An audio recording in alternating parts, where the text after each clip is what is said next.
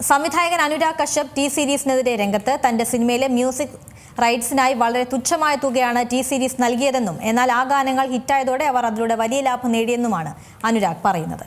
ദേവ്ഡി, gangs of വാസേപൂർ എന്നീ ചിത്രങ്ങളിലെ സംഗീതത്തിന് ടി സീരീസ് തനിക്ക് കുറഞ്ഞ പ്രതിഫലം നൽകിയതായി സംവിധായകൻ അനുരാഗ് കശ്യപ് അടുത്തിടെ തുറന്നു പറഞ്ഞു. നല്ല സംഗീതം എന്താണെന്ന് ടി സീരീസിന് മനസ്സിലാകുന്നില്ലെന്ന് അദ്ദേഹം കുറ്റപ്പെടുത്തുകയും ചെയ്തു. ടി സീരീസ് നല്ല വിലയ്ക്ക് നല്ല സംഗീതമാകുന്നില്ല. ഗുലാലിന് വരെ അവർ വളരെ കുറച്ച് പണം മാത്രമേ നൽകിയിട്ടുള്ളൂ.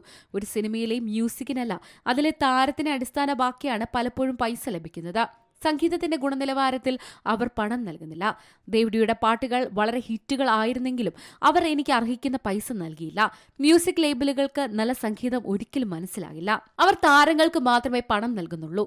അവർ എനിക്ക് ഏറ്റവും കൂടുതൽ പണം നൽകിയത് ബോംബെ വെൽവെറ്റിന് വേണ്ടിയായിരുന്നു.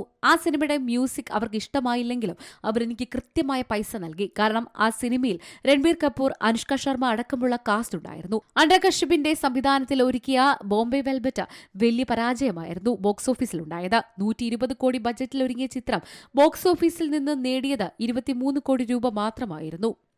Entertainment desk, C Malayalam news. ഏറ്റവും പുതിയ വാർത്തകളും വിശേഷങ്ങളും വിരൽത്തുമ്പിലറിയാൻ സി മലയാളം ന്യൂസ് എല്ലാ ഡിജിറ്റൽ പ്ലാറ്റ്ഫോമുകളിലും ലഭ്യം.